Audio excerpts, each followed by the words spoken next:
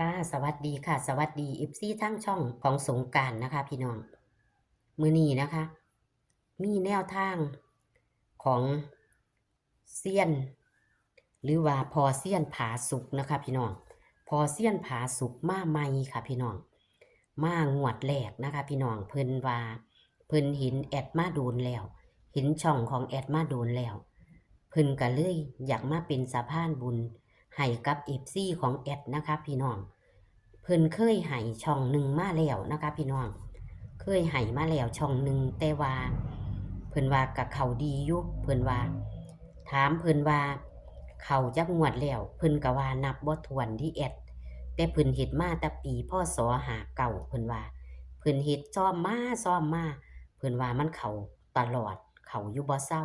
หลุดก็หลุดแค่งวด2งวดมันก็จะเข้าแม่พี่น้องเพิ่นเลยอยากมานำเสนอให้กับ แอดนะคะพี่น้องเพราะว่าเพิ่นว่าลองเบิ่งคาเทียดวงสมพงษ์กันพี่น้องเป็นเลขคำนวณนะคะพี่น้องเพิ่นว่าตัวดินตัววิ่งบ่ค่อยพลาดเดี๋ยวเฮาไปฟังเสียงสัมภาษณ์ระหว่างแอดกับพอเซียนผาสุกได้เลยค่ะขอสวัสดีพ่อเซียนผาสุกนะคะครับสวัสดีครับสงกรานต์ครับค่ะอันว่าสิเอาแนวทางของบ้านเฮาให้สนอกเพราะว่าผมก็เป็น FC ก็ติดตามกันมาแต่โดนแล้วล่ะบ่เคยโทรหาจักเทื่อดอกได้ยินแต่เสียงจนจี้ได้พุ่นล่ะจนลืมกันเนาะมันได้ยินอยู่แต่ว่าแอดก็บ่ลืมผมแล้วเขาก็ได้ยินเสียงผมมื้อนี้ค่ะนิสัยผมบ่เห็นหน้าแอดผมก็จื้อได้เลยว่าเสียงสำเนียงนี่ของผู้นี้นะมันได้ยินซุมื้อเนาะปล่อยคลิปได้ก็ดีต้องถึงว่าผมก็เบิ่งโลดนะค่ะผมเป็นคนบ่ค่อยสบายผมก็อยู่แต่กับหม่องมันบ่มีแนวเฮ็ดนะแอบเอามื้อนี้ล่ะคือตั้งแต่กี้ก็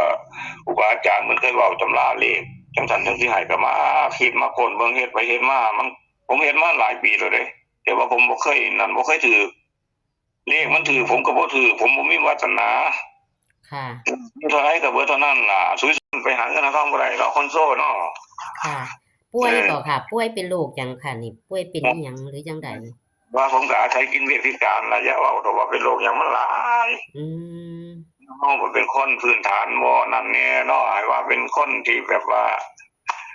ใต้ตมนั่นล่ะไปความอยู่ใต้ตมขอให้เศร้าจากโรคภัยเนาะค่ะเนาะมันอยู่นำโลกนำไฟเฮานี่ล่ะเฮาบ่เป็นคนที่เอาร่างกายเข้าบุกบันทำมากินเนาะเอาแรงกายเข้าสู่มันก็บัดเอาอายุหลายมามันก็ปั๊มเฮานำหลังนั่นล่ะเดี๋ยวนี้พ่อเขาเลี้ยงเขาลาวบัดนี้พ่อให้แนวทางทางช่องนี้เป็นเลขของรัฐบาลไทยเนาะค่ะบัดนี้เนาะของรัฐบาลไทยนี่มันมีเลขวิ่งเลขหยังบ่พ่อมีแต่มีเลขวิ่งเนี่ยต้องมีเลขวิ่งผมครับบ่มีเลขวิ่งผมก็เฮ็ดไปบ่ได้ค่ะอาศัยเลขวิ่งเป็นหลักเลขวิ่งตัวนี้ก็เดินยาวมา4-5งวดแล้วเด้อเอาแอนเนาะค่ะเอาเลยค่ะวิ่ง2กับ7งวดนี้งวดเมื่อกี้วิ่ง9กับ4งวดนี้วิ่ง2กับ7คาดว่าจะเข้าเอาเลขบ่กับเลขวังหันอันวิ่ง9กับหยังก็พ่อ9อันงวดเมื่อกี้นี่วันที่1ที่ผ่านมาวิ่ง9กับ4โอ้มันมาเลยตัวนี้มาเบิดเลยตัวนี้มันถึง48อยู่ผมจับคู่ไว้กับ41 43 48เนาะโอ้เข้าอยู่แม่นบ่พ่อโอ้เข้า48แต่ว่า41มันไปอยู่ทั้งพุ่นวันนี้งวดนี้ก็ได้2กับ7นี่ก็รู้ยากคือกันแฮเด้อค่ะสาธุค่ะขอให้ปังเนาะค่ะไอ้ซ้ำว่าเข้าแล้วพุ่นล่ะคันผมจะซื้อก็บ่เข้าได้บ่เข้ากันผมสิซื้อบ่เข้าเฮ็ดให้เรียกรู้ผมหมดเงินหลายแล้วจนผมจนก็เลยบ่ซื้อเลยมีแต่สิให้แต่ FC แม่นบ่พ่ออยู่ลางเทื่อว่าแม่นแท้ๆนี่ก็ร้อยซื้อกันแต่นั่นล่ะมันบารมีบ่ถึงค่ะบัดนี้เฮาออกไปนี่ผู้เพิ่นมีบารมีเพิ่นมันสิปั๊บโลดดอกก็ปีนกระถือจังซี่นะคือเพิ่นดวงสมพงษ์กันเนาะพ่อเนาะมันอยู่นำบุญบารมีอันนี้มันของที่ว่าไผมันมันเป็นมันคนซื้อหลายแต่มันน้อยคนได้ถือมันอยู่นำบุญบารมีอยู่นำผู้ที่ต่อบุญได้จังได๋สร้างบารมีมาจังได๋เฮาก็บ่รู้เนาะค่ะแต่แอดนี่ก็ฝันได้คักๆแอดก็ยังลืมยังบ่ได้หลายงวดแล้วค่ะ ผมน่ะบ่ได้มันไปซื้อผมเคยถือเงินไปซื้อสิได้เงินล้านหลายเทื่อเด้เป็นหยังคือบ่ได้มันทั้งมีสิ่งเป็นให้เฮาบ่ได้ล่ะเอ้ย จังน้องหมาจับให้จังซี่ก็02ก็ยังบ่มักเลยค่ะบ่เอาเลยน้ นั่ อน ง ล่ะ หมาให้จักว่าจักเที่ย นั่นล่ะเฮาบ่ทันมีโชคเอ้ย จะแม่นดวงบ่มีคักอีหลี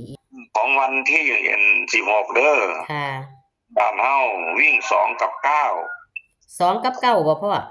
โอ้ยวิ่ง2กับ7นะโอ้ยนั่นน่ะว่าเปลี่ยนไปแล้ว เขียนไว้แล้วนะ2กับ7 2กับ7 2กับ7ผมเอาผิดมันไปว่าวันงวดที่แล้วมาพามันก็เลยไปทางเก่านำ ค่ะ อันบาดนี้ผมสิจับคู่ให้เป็นเด่น4ชุดเด้อแล้วก็รอง4ชุดเด้อ ค่ะ ตัวบนล่างน้ำกันเลขนั่นเด่น0702วงกลมเลยเนี่ยให้ดาวไปเลยให้ดาวสุดๆไปเลยนะนี่ถือว่าเด่นสุด2ตัวนี้ในสูตรเด้อ 0702นี่บ่ค่ะ ตัวนี้ล่ะให้ดาวไปเลยวงกลมไปเลยนี่มากไปเลย เด่นสุดบานนี้ ค่ะ 2874ชุดนี่ล่ะถือว่าเป็นสูตรเด่น อีหยัง สุด ก็พ่อฟังบ่ชัดปานใด มี72กับ87 72 72กับ87 87ก็เป็นตัวรองของไห้ว่าเป็นตัวเด่นทั้งกันและเน้น4สูตรแต่ว่านี่ผมเน้นเด่นสูตรไห้2ตัวนั่นล่ะ ค่ะ บานี้ชุดรองมีอยู่4ชุดคือกันมี4หางคือกันมี03 32 37 79มี4ชุดเดียวเป็นชุดรองมันแต่ว่าเป็นอย่างคือเอามาชุดรองนะครับว่ามีตัวเนียนแล้วคือกันก็เฮาไปตึงแหล่ะมันฐานนี้มีปลาซิวปัญญาค่าตายขึ้นมานะมันมานํกันแล้วมันก็สิบ่ได้ให้เพิ่นไปพิจารณาเอา ค่ะ บาดนี้เลข3ตัวผมจับให้3จุดเด้อ ค่ะ 307 307อันนี้ก็302ผมเอา3มาเป็นหลักร้อย ค่ะ วันนี้ก็372เน้น307นี่ล่ะ อืม เน้น2ชุด 307กับ302บ่พ่อ กับ302ตัวเน้นวันนี้372นี่ก็เป็นตัวรองซะ ค่ะ คือเขานิ่งแต่ละลังเทือเอาจัก4จุดใส่แอดเอาเป็นตัวรองอีกตัวหนึงซะเอาเป็น287ซะตัวหนึงเพราะว่ามันย่านมัน คันตัดออกค่าเทียมมันออกแม่นบ่พ่อ ก็บ่ถึงกับหลายเกินไปดอกเนาะ บ่ค่ะอย่างละ4ชุด อย่างละ4จุด อืม FC เพิ่นพี่นะเอาแต่ว่าตามทำลายน่ะถือได้แอดเอ้ย ค่ะ นั่นสังเกตเบิ่งเด้อผมให้ไปมันผมเห็นไว้เนาะอันแอดเบิ่งแล้วรวยแล้วเอาไปนี่เพิ่นโทรมาหาผมอยู่วันอยากได้เลขไทยอยู่ผมให้เพิ่นไปผมก็วิ่ง9กับ4เพิ่นฮู้จักพะยันดอกเราเอ้ยเด็กผมไปจังได๋อยู่หั่น เคยเบิ่งเพิ่นอยู่ค่ะ เบิ่ง จั แล้วรวยนี่เคยเบิ่งเพิ่นอยู่ จับ41 43 48นี่นะผมจับไว้มันก็ออกถึง48อยู่ อืม ป่านนี้วัน9ผมบ่จับเป็น98ซะผมบ่นั่นซะเนาะค ถ้า รับ ว่า จั มั บ น92ซะว่าติ ป่านนี้ไปจับตัวกัน6-9ไว้ว่า2มาพาเครื่องน่ะนะเพราะมันสิบ่เข้าเป็น3ตัวที่จริงน่ะเกือบถือ3ตัวเพราะมันออก629เนาะ ค่ะ เลขผมก็จับไว้เป็นตัวกันว่า6-9ไว้หั่นมันมาเตะเครื่องออก อยู่นี่ตัวถือมีได้นี่นะเด้อแอดเด้อถ้าสมมุติว่า FC คุณบอกคุณแม่เห็นแล้วว่าโอ้บ่ชอบแล้วที่จับไว้นี่ให้หาตัวมาเสียบได้2กับ7นี่ล่ะ อืม ท่าน บ่มีพลาดแม่นบ่พ่อ2กับ7นี่ ว่ามันเลขวิ่งผมมันเป็นตัวเดียวกันมานํกันนี่มันจะพลาดยาก อืม เป็นหยังจังว่าตัวเดียวกัน เด่นคักๆแม่นตัวใดพ่อ2กับ7นี่ 2กับ7มันเสมอกันมันเป็นเลขตัวเดียวกันนั่นน่ะแอดยังตัวเดียวกันยกนิ้วมือข้างหนึงขึ้นมามันสิมี5นี่5เลขเนาะอยู่ในนี่ถ้าสมมุติว่าเพิ่นบ่มาให้เพิ่นหาตัวมาเสียบได้2ตัวนี่ล่ะมีโอกาสถือนี่ล่ะตัวผมวงกลมให้นี่ล่ะไปอยู่ พ่อให้ถามแหน่เข้ามาจักงวดแล้วเลขรัฐบาลไทยเฮานี่พ่อ ไปคนเด้อมือขึ้นหลังมือก่อนมันก็หลายได้แอดเอ้ย หลายบ่ค่ะ เป็นเหลี่ยมนี่มันบ่แม่นเฮ็ดเดี๋ยวตั้งแต่คือ259หุ่นมาผมเฮ็ดมันนี่ โอ้แต่พ่อหังบ่ค่อยออกช่องใดพ่อปานใด ก็บ่ค่อยออกวันไหนเพราะว่าทำนี่ผมก็อยากว่าเขาเนาะ อืม ผมก็แทรกจังไดนี่ตั้งแต่มันออก89552เด้อแอดเด้อ ค่ะ ผมได้วิ่ง4 กับ 5มันมา5งวดถัดมาได้0 กับ 1มันมาทั้ง0ทั้ง1เนาะ0อยู่บนมันออก706ล่างไป1ไปอยู่ล่างมันออก16ล่างเนาะงวดถัดมามันได้วิ่ง2 กับ 3นั่นมา2มันออก97202อ่ะนะไปทั้งล่างทั้งบนงวดถัดมามันได้วิ่ง4 กับ 5นั่นเลขมันออก4มัน4ไปอยู่ล่างมันออก48งวดเมื่อกี้นี้ ค่ะ งวดนี้มันได้8 กับ 9อันไหนก็ผมสิเอา8 กับ 9มาพาเขา อืม เด้อเรียกที่หายไปอยู่ในหันล่ะ ค่ะ สลับเอาคุณพ่อคุณแม่ผู้เขอมาเบิ่งมาเห็นไหมกายสลับเอาเด้อตามทำลายสูตรเก่งอยู่ได้ ค่ะบ่หลายโตค่ะ เพิ่นซื้ออยู่ได้แล้วล่ะค่ะ พี่น้องกับห FC รือเราออกทางเสนอแล้ว อืม ให้ตัดมึงจักงวด2 งวดเฮ็ดจังได๋ก็ถือ ค่ะ แต่เด้อเอาทั้งเบิดทั้งมวลก็เท่านี้ล่ะขอให้โชคดีทุกผู้ทุกคนแอดก็ขอให้โชคดีเด้อสุขภาพแข็งแรงร่ำรวยในนี่ละวันที่16นี่ล่ะเอาโชคดีครับดีครับ ขอบคุณพอเด้อค่ะ ค่ะ สวัสดีค่ะ ครับโชคดีครับโชคดีครับ ค่ะ พี่น้อง พอเซียนผาสุกนะคะ มางวดแรกค่ะพี่น้อง มางวดแรกเพิ่นว่าเลขวิ่งเพิ่นบ่พลาดนะคะ พี่น้อง เลขวิ่งบ่พลาดและก็เพิ่นก็เว้าหลายอยู่นะคะ แต่ว่าแอดก็จื้อบ่ได้ความเพิ่นเว้ามันก็หลายนะคะ แนวทางของเพิ่นมันเข้ามาจักงวด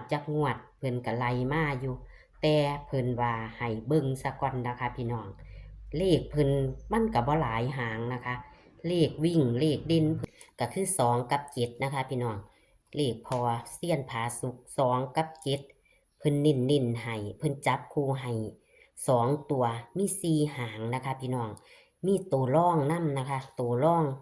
ก็4หางนะคะ พี่น้อง ตัวเด่นๆเลยก็คือ07 02 72 87เพิ่นเน้นๆคือ07กับ02นะคะ ตัวร่องมี03 32 37 79นะคะ ตัวร่องนะคะ ส่วนเลข3ตัวมี307 302 372 287เน้นๆให้2หางนะคะ คือ307 302พอว่าจังใดก็มาค่ะพี่น้อง นี่คืองวดประจำวันที่16กุมภาพันธ์69ของพอเซียนผาสุกนะคะพี่น้อง มาใหม่ค่ะ เพิ่นมาเป็นสะพานบุญให้กับFCใหม่นะคะ พี่น้องลองเบิ่งเด้อค่ะพี่น้องคาเทียมันแมนของเพิ่นนะคะบ่ซื้ออย่าฝ่าวซื้อหลายนะคะ พี่น้องให้จ้อมเบิ่งสะก่อนเพิ่นว่านะคะ แต่สถิติของเพิ่นว่านับบ่ถ้วนนะคะ นับบ่ถ้วนเลยออกเพิ่นว่าเข้าดีอยู่เพิ่นว่าจับคู่กับเข้าดีอยู่ในนี้ว่าซั่นว่าพี่น้องเอาจังใดก็ขอฝากคนละไลค์คนละแชร์ให้กับพอและก็ช่องของสงกรานต์เหมือนเดิมค่ะ โชคๆหมานๆในงวดประจำวันที่16กุมภาพันธ์กับพอเซียนผาสุกมาใหม่แต่ว่าเพิ่นว่านับบ่ได้นะคะ ที่เพิ่นเฮ็ดมาเพิ่นเคยให้แล้วนะคะให้ช่องเบิ่งแล้วรวยแล้วพี่น้องอันนี้เพิ่นก็เลยลองโทรมาหาแอดลองเบิ่งนะคะเอาเพื่อจะดวงสมพงษ์กันพี่น้องขอคนละไลค์คนละแชร์แล้วก็ขอฝากเป็นแค่แนวทางเด้อค่ะพี่น้องฝากเป็นแค่แนวทางซื้อฉลากกินแบ่งรัฐบาลไทยเฮาค่ะคลิปนี้ก็ขอสวัสดีค่ะ